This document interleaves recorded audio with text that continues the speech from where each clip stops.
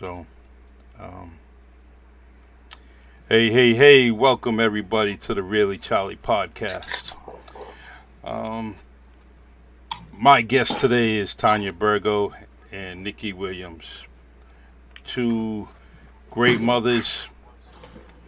They're advocates and champions for their children, and I'm so glad that we can be educated a little bit about autism and it's very serious and it's little knowledge will help, especially when you're dealing kids in your family in your neighborhood, um, and that's why I bring it to your attention, and I try to do it every few weeks. Um, and Nikki's been very gracious to be on here the second time and help me out, especially with her knowledge. And so, Nikki, why don't you give our audience a little bio about yourself? Okay, so I'm Niki Williams from New Bedford. I have four kids. My oldest is 23 and my youngest is 10. That's the one with autism. His name is Michael. And I was a nurse by profession when my son regressed into autism, and I kind of sought out the answers to why I had a developing baby who seemed completely normal and on target, and then kind of took a turn and lost skills. So I ventured down that road and ultimately started just advocating and educating parents. And you'll hear me talk about TACA, TACA. It's a great organization with lots of resources, and I am the Massachusetts coordinator for that organization, which is based out of California.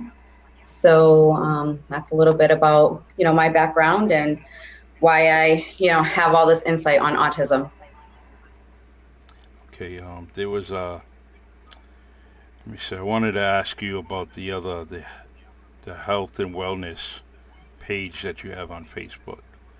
Um, and it was one second here. Oh, the health terrain on hmm Facebook. How long have you established that? So yeah, that's my baby. That's my business that I started last February, like 2 to 3 weeks before we knew COVID was going to be a thing. And of course, as life would have it, right, I had to make a whole transition because now my son, who's on an IEP, who has a one-to-one therapist at school, a one-to-one paraprofessional with him at school, now needed me to be that one-to-one. So I haven't been able to really cultivate the business as I intend to, but it's a health education business where I offer, guidance and support to people who are looking to implement lifestyle changes and get cleaner in their eating habits and just their overall general health, and get a handle on, what they deem to be chronic conditions that will never go away, and start to Mm-hmm. manage them more effectively. And that ties into the part of autism that I'm most an advocate for, which is the medical side, addressing the root causes and the underlying issues, health issues that people in general, but also these kids with autism have, and disseminate that information in a way that is easy to understand and encouraging, and helping people understand that it's a journey. There's no destination with trying to live a healthy lifestyle. Awesome, awesome. Um, I'm gonna keep in touch with that, and actually, I'll share it on the Facebook group, the Really Charlie Facebook group. As you post things, I'll share it on there, and that's what I Thank try to you. provide for my guests that come on. I try to, share their interests, their crafts, as much as I can on the Facebook page. Um, so, Tanya, my friend, how you doing today? I'm doing good. All right, and your mom with a kid from it's the spectrum. I want to make sure I'm doing this right, right?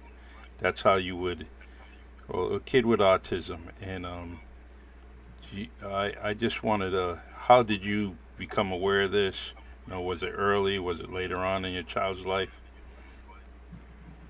It was pretty early.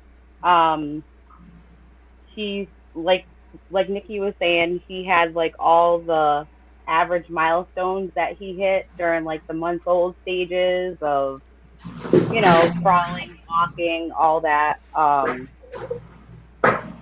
But then I myself, having two other children, not that I wanted to compare them, but your average things with milestones, he hit majority of those, but the I think main characteristics of like autism, like I noticed that he wasn't talking like my oldest child was at a certain age, and it was kind of just like sounds. Um, where he tried to say something, but it was more like just the tone. Um, Okay. it wasn't really a word at all. Um, I started noticing that he didn't really make like eye contact either. Um, and just little things here and there that I started to pick up on, but I didn't want to, kind of like assume that there was something going on. I kind of just let till about 2.5, and I actually confided in like a nutritionalist at WIC because I Okay. was talking to people about my concerns with my youngest child, Koa, um, and like my mom, dad of my son, they're all like, oh no, he'll get there. And even the pediatrician, like, oh, boys are slower, they develop a little later, they take a little longer. And nothing was changing.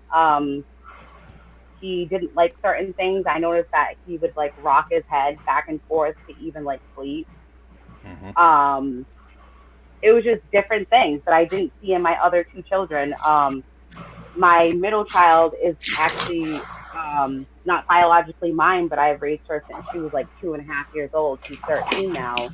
And even at her 2.5 years of age, I didn't see Yeah. these things. So I confided out of kind of being desperate for answers Yep. with a lady at the WIC program. And she's the one that referred me to get him tested for any type of developmental delays at the Kennedy Donovan Center.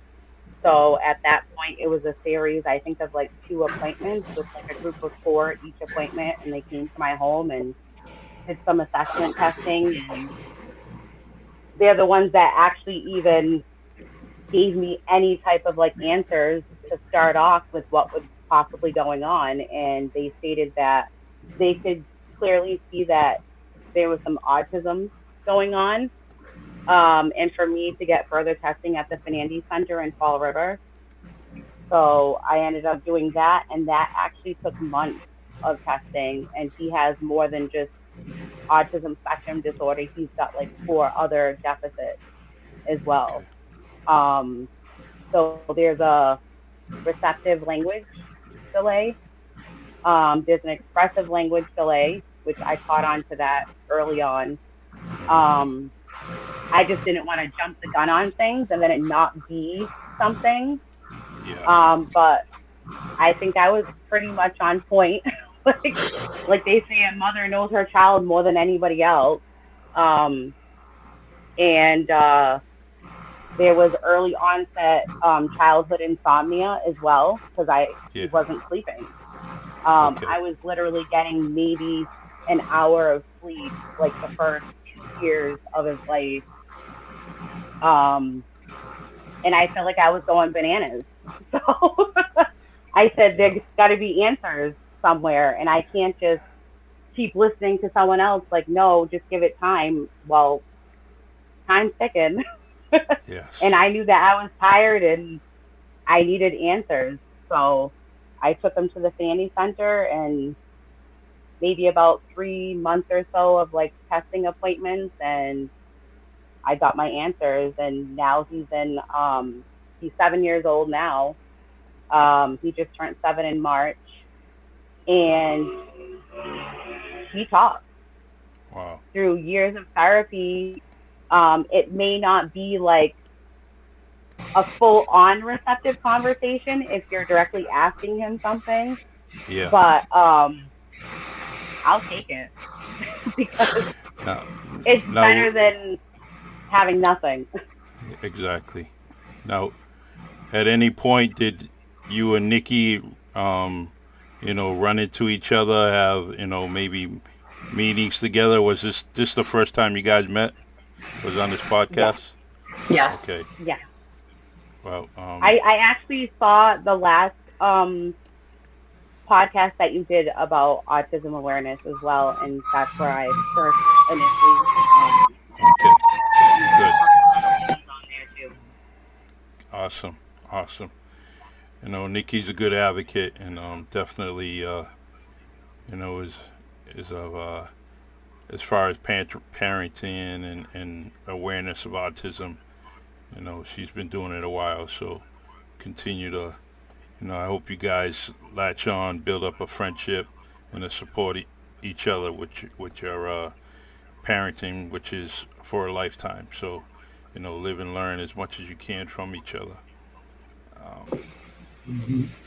I wanted to go back to what Tanya said about the expressive and the receptive language, because I think that's really important for people to understand about communication. It's similar with other intellectual disabilities and oral motor disabilities where people can't get their words out as far as expressive speech. And this is a core symptom of autism. They will have an expressive delay, meaning that they're not able to make those connections from the brain and get it to come out of their mouths. So my son is very expressive. He's very delayed, though, in his expressive language. So if he were to approach you, he'd have a lot to say. He'd want to speak to you, but he just needs that time. So when a person approaches a child with autism and they're like, they do have something to say, you have to give them that minute. You have to pause as an adult. And, just in general, silence is awkward for us just in normal interactions. So adults have a tendency to want to speak for what they think the child's going to say.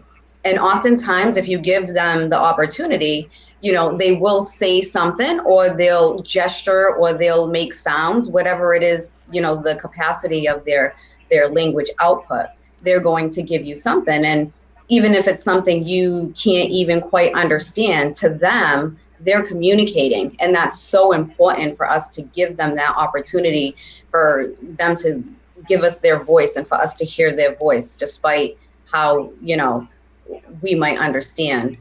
And then receptive language is the ability for them to comprehend what it is you're saying. So if you think about early childhood milestones, you think about how you can direct, say, a 1.5-year-old, pick up your shoes, and they pick them up. Bring them here, and they come.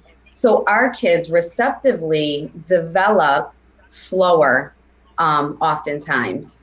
And I'm fortunate that that was one of the things that my son was able to sort of keep up with. Receptively, he understood what we were saying, but expressively, he couldn't answer back. Okay. So we see this autism spectrum, this wide range, right, of kids who are verbal and receptively on point, but may have other challenges, to a child who can't understand. There is no receptive language and there is no expressive language. That would be a kid that's more on the severe end.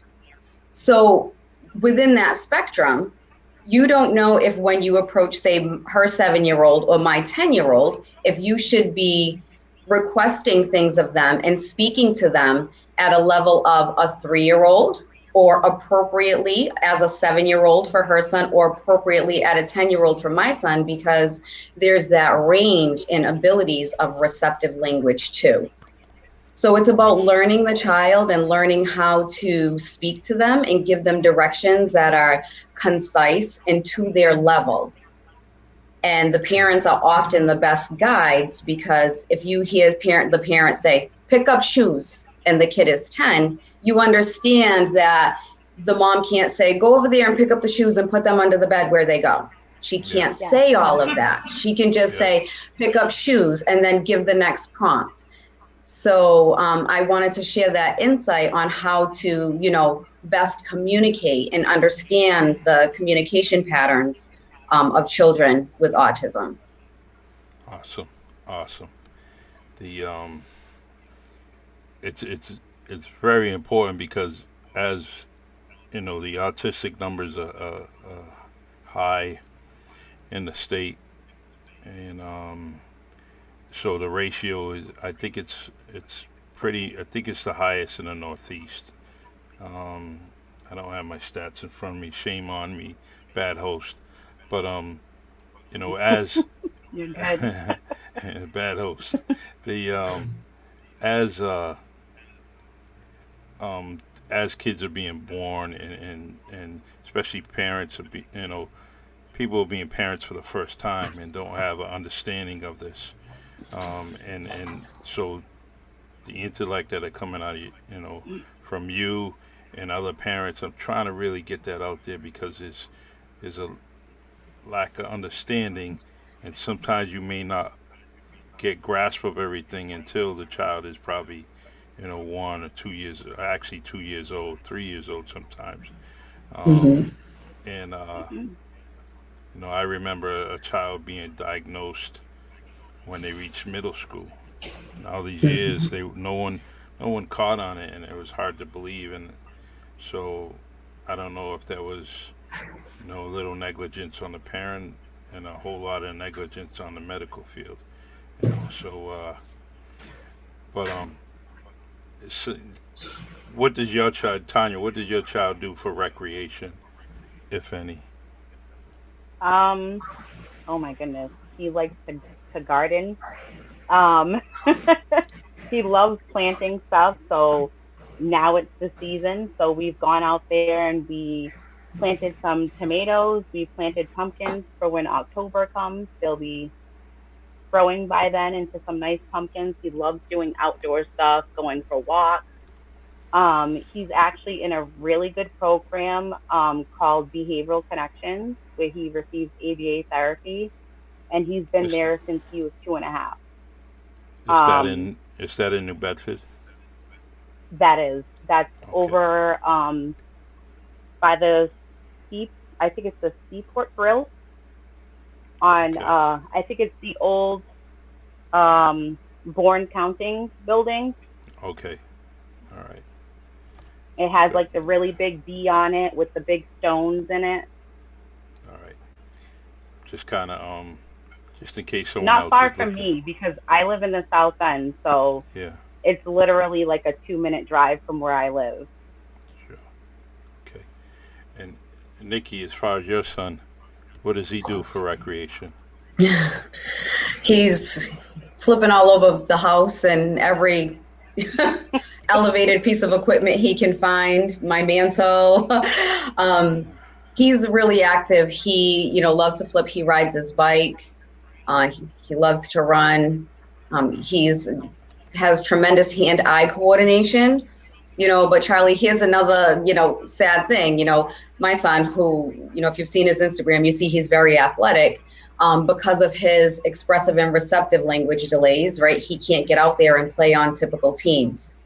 Hmm. So now he's 10, and now we're finally at a point where he probably could go out there and I could put him on, a youth basketball team or baseball team. But where the kids are at 10 athletically is, far beyond where he would need to be. Yes.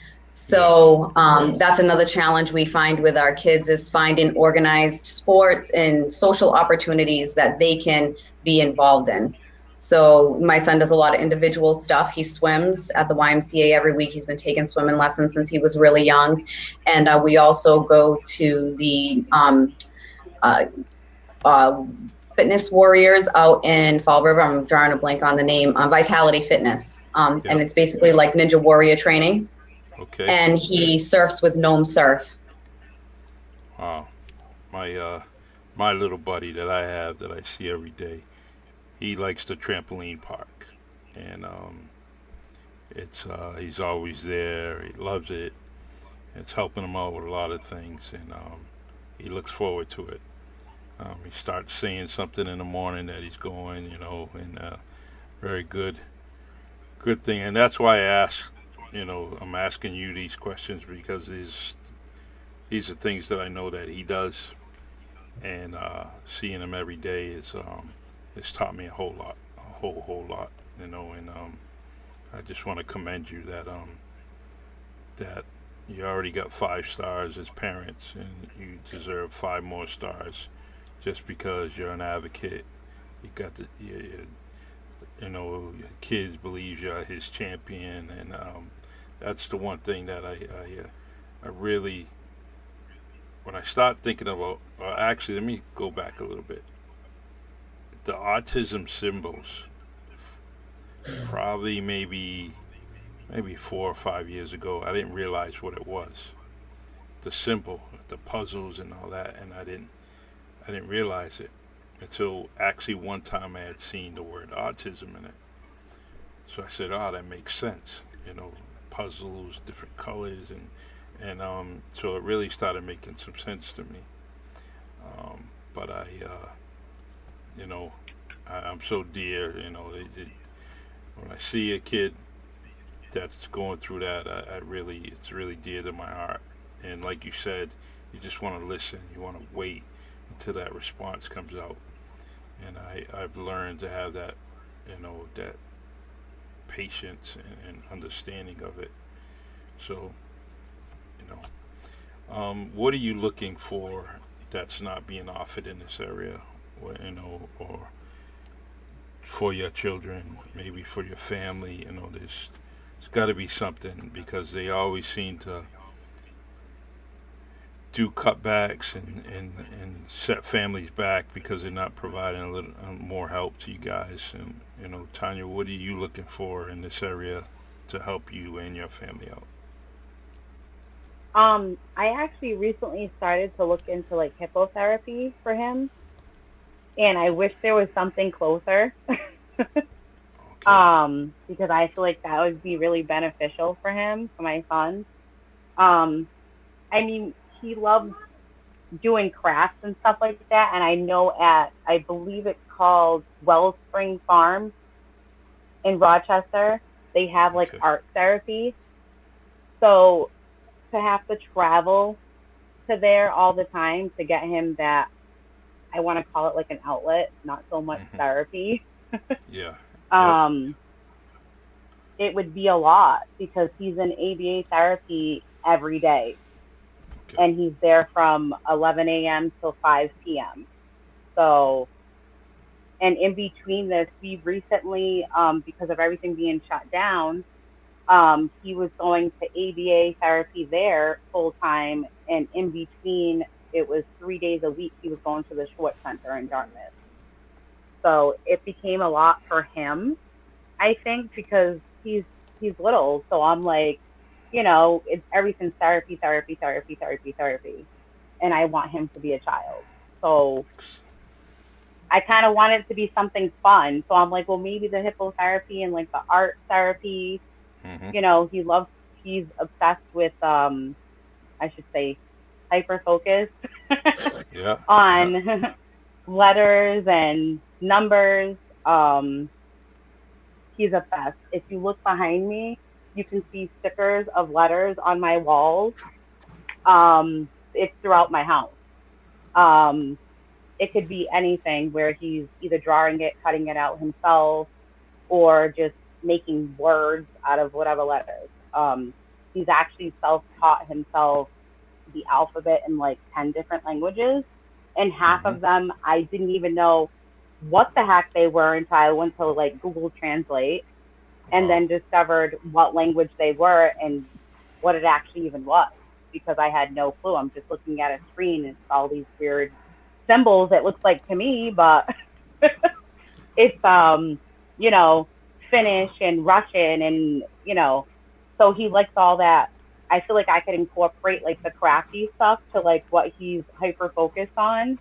Hmm. Um and even maybe branch out to other things. I have a ton of craft stuff here that I do with him myself, but I wish there was something closer to here for other programs for kids that are on the spectrum, you Wow. know. That's Yeah. it's good. It's good to know. And what about you, Nikki? What are some of the things that you would like to see in this area for you and your family? I think for the kids with autism as a whole, if we just think about our area, New Bedford in of itself, what's lacking is after school programs. Um, you know, people don't understand that one person has to be available for that child because there's no putting that kid on the bus to go to the YMCA or, Little People's, which takes tons of kids from our area. Depending on the need of the child, a typical daycare cannot accommodate them. Wow. So it puts the parents in a position to have to either work and make enough money to pay someone to pick the child up every day from school, or you know limit their own income to be available to pick that child up every day. So that's one of the things that's a huge need in this area.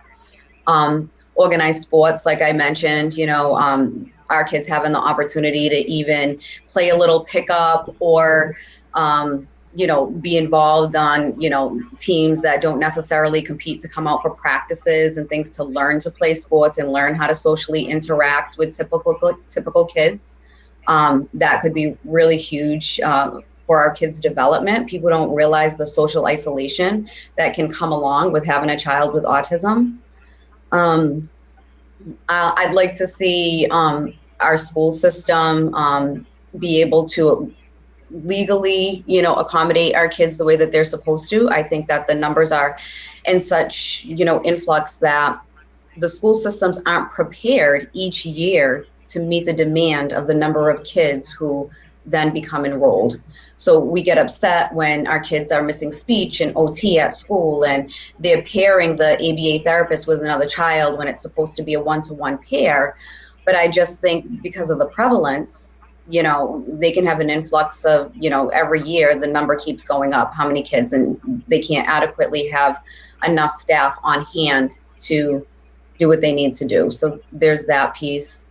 And the last thing I'd probably say is a little bit more accountability on the doctors and like the medical professionals in the area for earlier diagnosis and to improve the standard of care. So when parents come in and they're starting to get suspicious, sending them for the appropriate testing, getting them over to a neurologist to make sure there's not like subclinical seizures happening, which is very common in these kids, making sure that the kid's not nutritionally deficient, which many kids with autism, they have sensory issues and have preferences for foods and very limited diet, more than what we would see in a regular kid.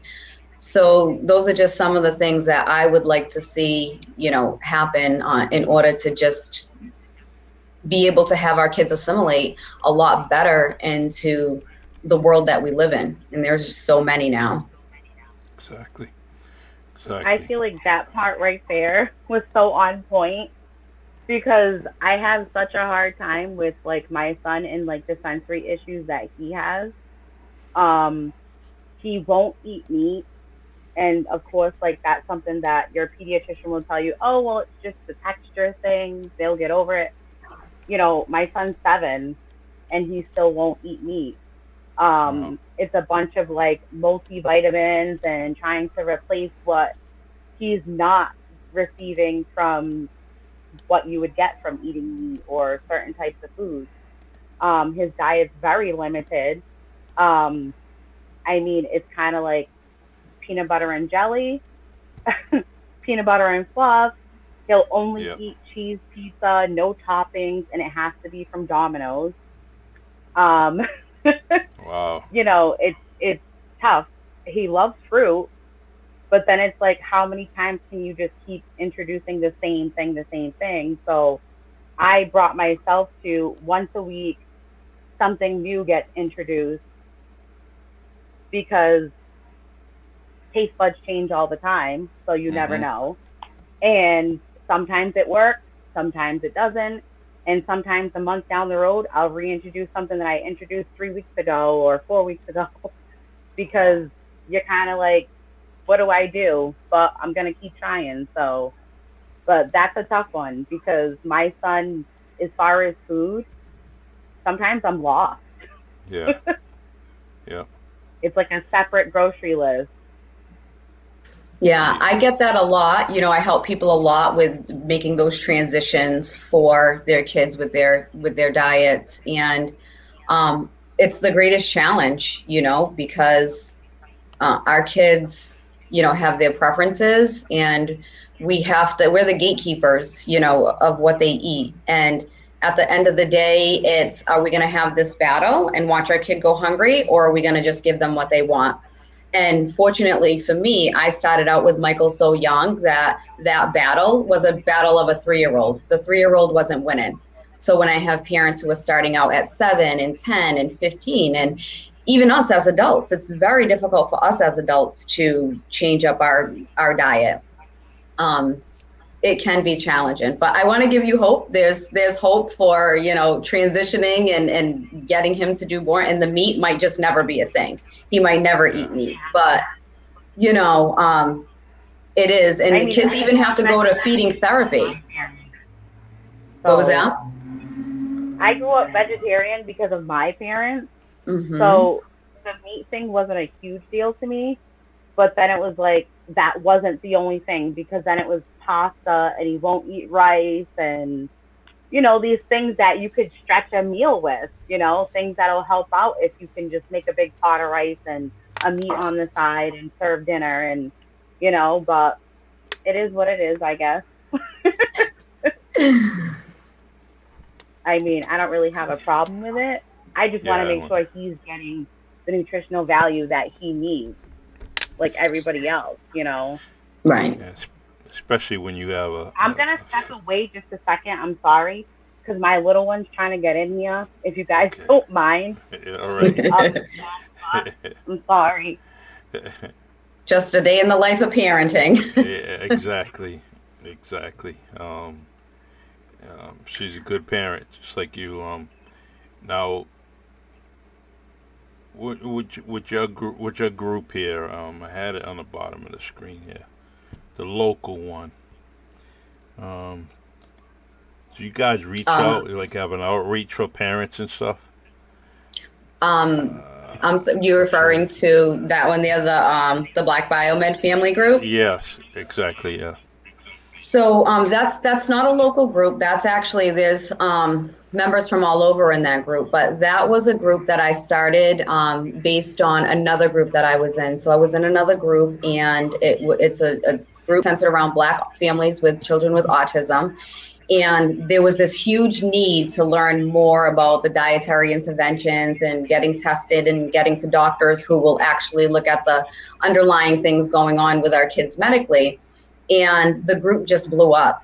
And Yeah. so now, that's the main focus of the group. There's tons of autism support groups out there, but that group is specific for people who are looking to implement some of the changes that are well studied. You can go on, PubMed and pull up certain studies that show that, the sleep disorders that we see in so many kids are attributed to certain deficiencies and certain things in their diets. So classically, kids with autism don't sleep, but the parents in this group have said, okay, I have a choice. I can live with this life. I can go get a pharmaceutical like clonidine or something from my neurologist, or I Hmm. can try these other changes, these other lifestyle changes, and see if it works. And it's a different journey for every single parent because every single kid's biochemistry is different. And we just provide them with the questions to keep asking the doctors and kind of like the rabbit holes they should fall down to learn more about how to alleviate some of the parts of autism that are not desirable. Like, we love our kids with autism, but we want them to sleep. We love our kids with autism, but we want them to talk. Yeah. And there's a lot that can be done to promote that. So that's what that group is centered around. All right. I'll make sure I share that tonight on the podcast group. The Massachusetts chapter that you and I talked about.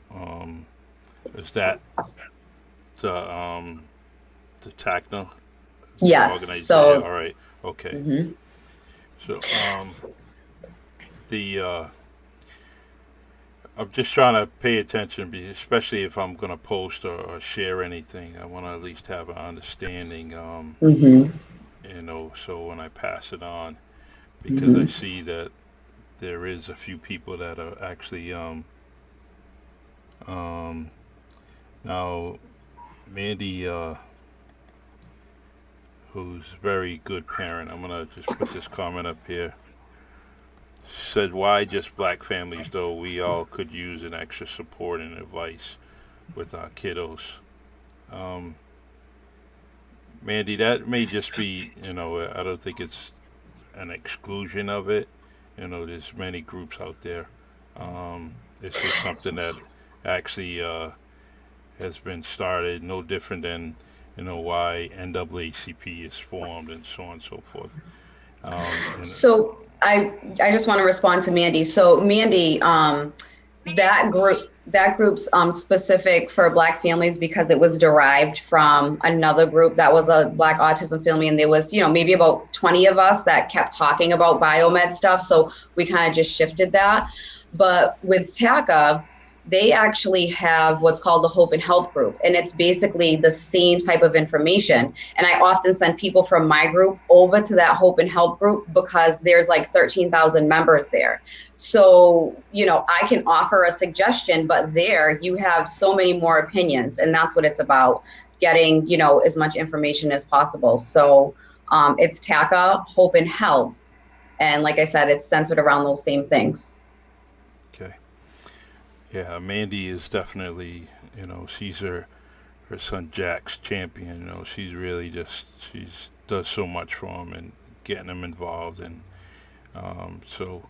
But Mandy, you know how we operate in this community, and if you need help, we're definitely going to get you some help and some assistance. It's just what we do. Everybody on this screen right now is definitely helping people on a daily basis. So, if there's something that you need, you know how to reach us, and I would do it hands down with any hesitation. So, I didn't want that to go unaddressed, and Nikki, I'm glad that you were here to respond to that because, I wouldn't know how to respond to it other than probably sending you a message and ask you, how do I help out somebody? Right. And so now, I'm gonna. There's one thing that I'm gonna be doing this year, and is getting involved with a few things. And one of the things is actually the school department and politics throughout the city, because there are some titles that are up for election, and one of the things I'm gonna end up doing is always bring up the autism and the funding within the school department, within the city, and I'm going to constantly do that. So we put some people on record that they're going to either do something or they're not going to do something. But that's something I want to promise you too, that I'll basically vocally be doing, in the next coming months as the politicians are campaigning locally. And I think that we all got to start locally to get some progress. If we started going into the national spectrum, it gets a little overwhelming. So I'm going to start local and with our representatives and our local politicians on a weekly basis. So. Charlie, I think it would be good for Tanya to talk about her decision to have her son at Behavioral Connections versus going the route that the only option people usually know about is my kid's 3, I go to the school department, I get an IEP, I send my kid to public school. What she did actually is an alternative to that, and people should know that that's available. Yes. So originally, my son at the age of 3 was in preschool at public school. And eventually he ended up getting an IEP after testing being done. And I knew that a part of his one of his behaviors was that he would run. So he was at an elopement risk. So I wanted him to have someone with him at all times. I mean, he's 3 years old. If he takes off during recess and makes his way to a street, God forbid something happened to my child. And there was a number of other things like, you know, being able to have more than just a 20-minute session of occupational therapy or speech therapy, and it's school-based therapy, which was not enough for my child. At least I felt that way. I didn't see much progress from that little bit of, you know, 10 minutes it takes to gather your group of children to go to OT and speech, and then you're finally making it to this room where you're doing these sessions, and they've literally got 4 kids they're working with, and they've got 20 minutes to split between these children. So there were a number of IEP meetings that I went to, and I wanted certain accommodations. I wanted him to have, as he got older, one-on-one, because now he's getting bigger and faster, and he's still not communicating like your average normal child would. So I had a lot of concerns, and I ended up meeting up with a newer facilitator for the special ed department at this school, and they transferred him to another school that supposedly had these specialists that he needed in place for him to be able to get the education that he needed. And we were going to that school and attended there for about a month and a half, 2 months. And I noticed that throughout that entire month and a half, he did not have an ABA para at all. And my son was, and still does, it's just not as frequent. He engages in head banging. He'll bite himself. He will run off if there's like an unpreferred task being given to him and it's not something that he prefers to do. And I didn't feel like that was safe. The school that he was going to, the classroom door was literally right to there was a little cement area that had a wall, but there was steps that went right to the street. So at that point, in between all this, I applied for other outlets, other options. And the Behavioral Connections building that I was speaking of earlier, they had just opened, I want to say that June, little before I had taken him out of there. So it was perfect timing for me because I knew I'm not going to deal with this much longer. They clearly lied to me. They didn't have anyone in place for my son to have for an ABA para. When I asked where his was at, there's supposed to be 2-to-1 ratio. And for those of you who don't know what that is, I know Niki does. It's basically 1 paraprofessional to 2 students. And I felt like even that's a lot for that para. And I knew it just wasn't efficient. And for him to have nothing at all when it was supposed to be that way, that really, like, you know, it alarmed me because I wanted my child to be safe. And even the other child, I feel like that's 2 students on the spectrum.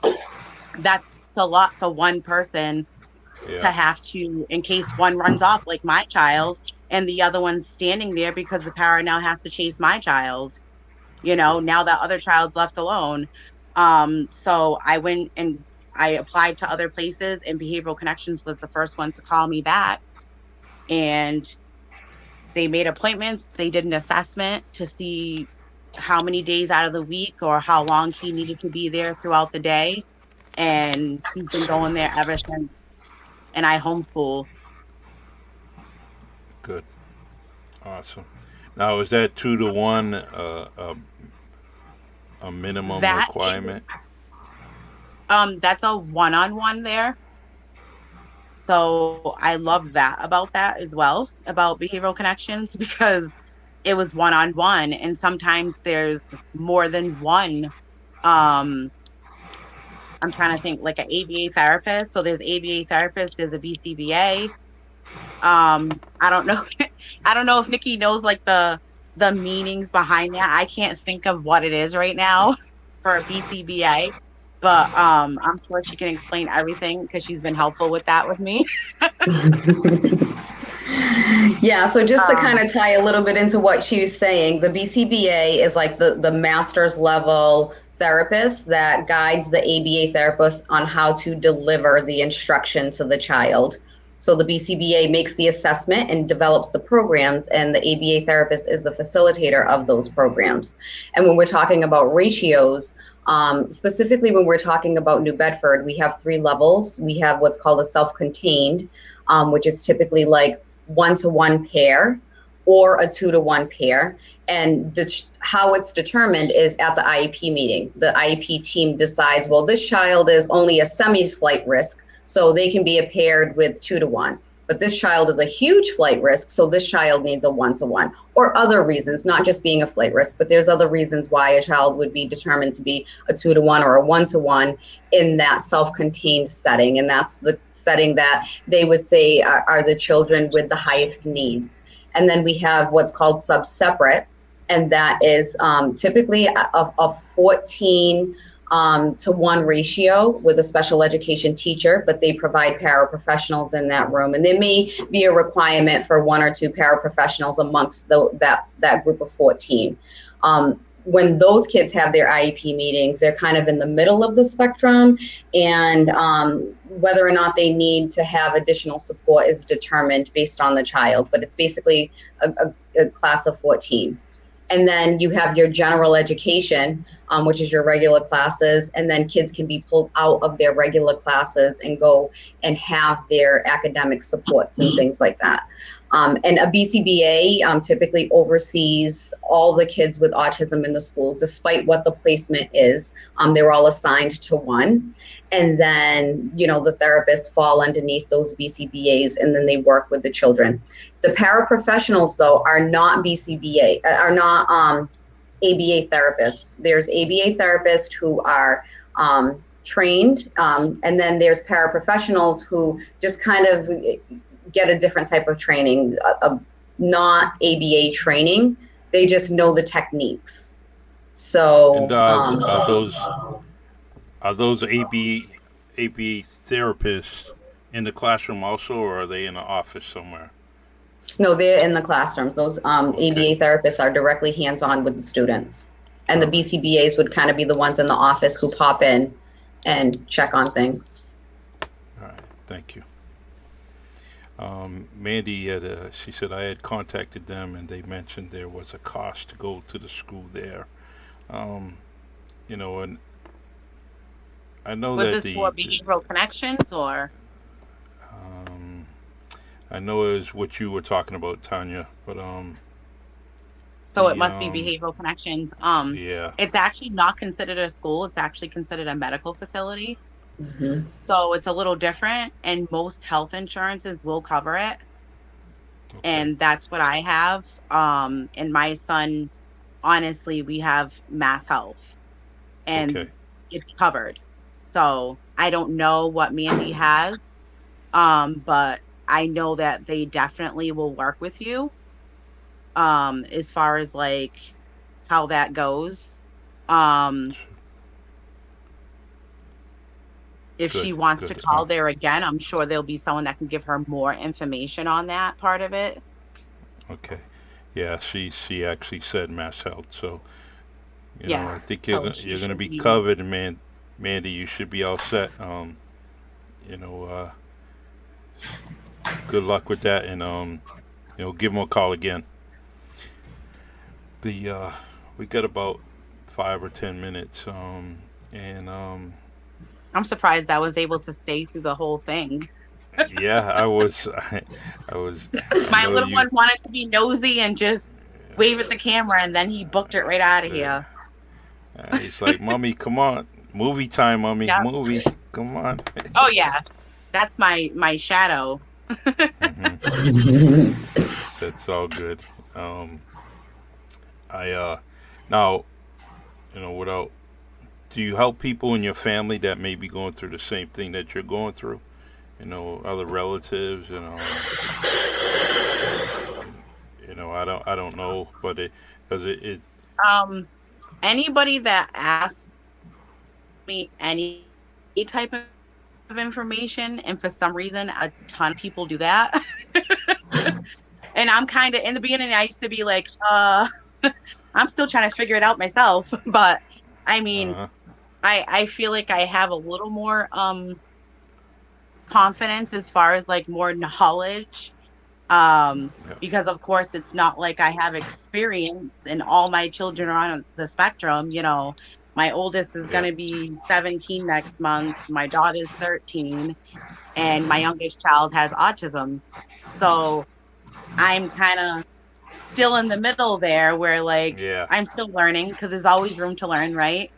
yes, um and I'm always looking up different things. I ask people questions. I actually, I kind of like, I don't know what they call that when parents get together and they kind of advocate for each other. yeah, Because that program, I've actually, at one point, I haven't seen a lot of them too much since everything shut down now. Since the shutdown since last year, so it's not so much social anymore. But for a good while before all that, I would, chit chat with other parents there that their children attended there with my child. And that's how I got a lot of the resources that I did. And it's helpful. And you would never think that, I won't even be shameful about it. I never knew anything about autism or anything on the spectrum until I had a child with autism, because I'm not going to lie, I honestly didn't even pay attention to it. And that probably sounds so selfish, but it's the truth. yeah. It's it's so good that that you two can help out each other, and I also want to let you know, both of you, that anything you're doing, please, and you want to get something out, whether it's a new program, just send me a message so we can kind of advertise it, even if I just do it one on one and read it by script, and to make sure that it gets out to everybody. Um, Especially you know the parents and the kids that are involved with the spectrum. And I just want to commend both of you for doing what you do. And it's not by, I mean, it's something you have to do. You're a parent. You gotta be that champion, that advocate, the strongest advocate possible, because they'll try to slip things through. That Yes, we if do. especially, yeah, and so, but and there's a good friend of mine, Susan, saying amazing moms, and you guys are definitely amazing. Thank you.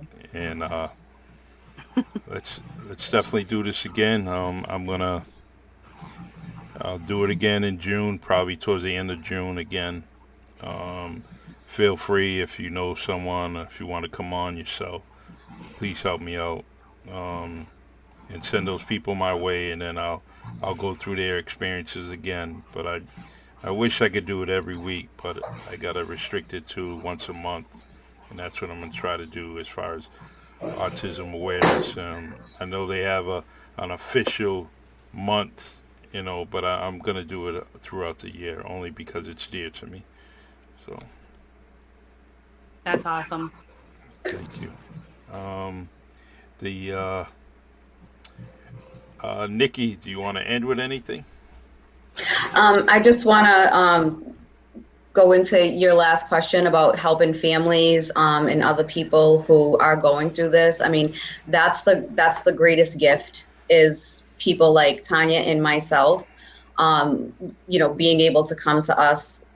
I was like Tanya, I had no idea what autism really was, and I had no idea, what to even do when my son was regressing and was ultimately diagnosed. So having people to talk to is really important.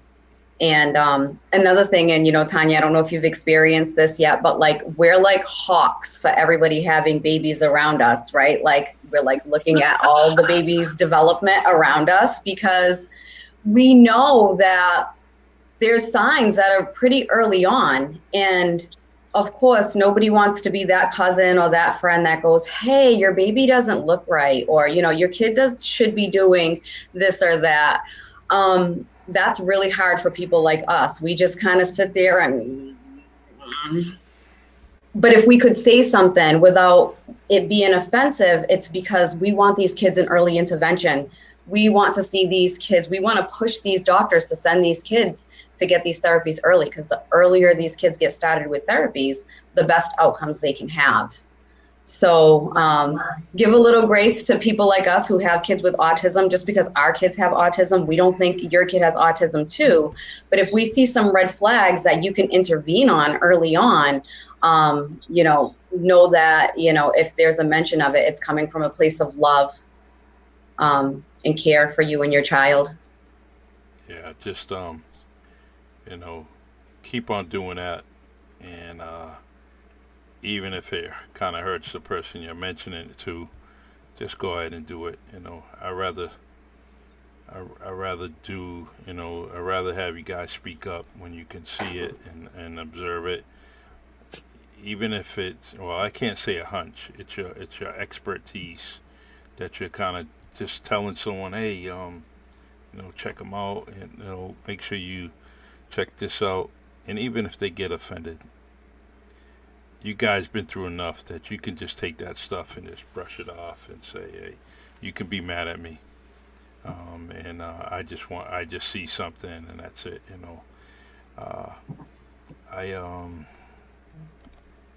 I'm gonna read this last comment. Go ahead, Tanya. My dog. I Oh, can't. it's your dog. If it's not the Um, kids, it's him. it's all right. It's part of the family, right? Let me get Oh, this yeah. comment off it. The Sherry says, I have a friend whose son has autism, and now that he's an adult, it's like they lost hope because of his age at 21.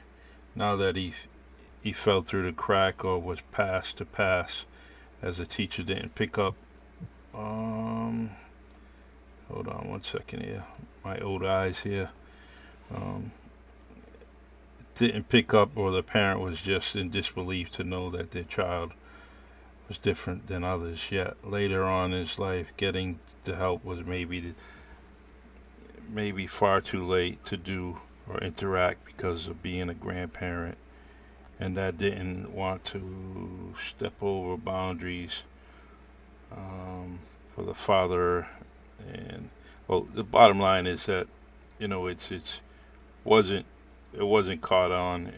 Maybe it's a lack of knowledge or so on and so forth. But I if we all kind of get this awareness out there, we can help out people. Even if it's not someone that's related to us. But I just really, really want to do a lot of things. With the inclusion clubhouse they have in California with one of my previous guests. I like to have something like that in this area where it can provide a recreational, and even like Tanya said, they can do crafts with the kid, and it's their club, it's their clubhouse, where they can do things. And so I'm gonna talk to a few people, my friend Rick, and see if he can establish something, maybe a building, a structure, and get that down into the area where children in the spectrum could actually get some help and have their own clubhouse to go to and feel happy about it. All right. Well, Tanya, I want you to get to your movie night. Make sure to get that popcorn ready. Happy And Friday. yep. And Nikki, always a pleasure. I appreciate your knowledge, and feel free to share something, send a link to my inbox or whatever, and I'll make sure I post it on the page. Or you can do Great. that yourself. But it's good that I know that's what's on the page, so I can actually help myself too, because I'm listening and learning too. Great. All right. Thank you so much, So, Charlie. all right. Well, let's do this again. And whether it's you two or two more, I want to continue to do this, like I said. So enjoy yourself, and Thank you. electronic hug to you guys, and I'll talk to you later. Thank you. Have a good Bye-bye. weekend. All right. God bless, guys. Take care. You too. All right.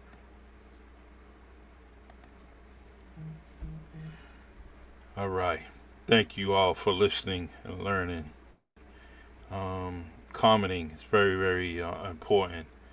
We all want to talk and make sure that we're being listened to, and if there's a lack of understanding of things that were mentioned, please, add a comment here on the podcast because it will continue to stay up, or send a message to me, and I'll try to forward it to the right people.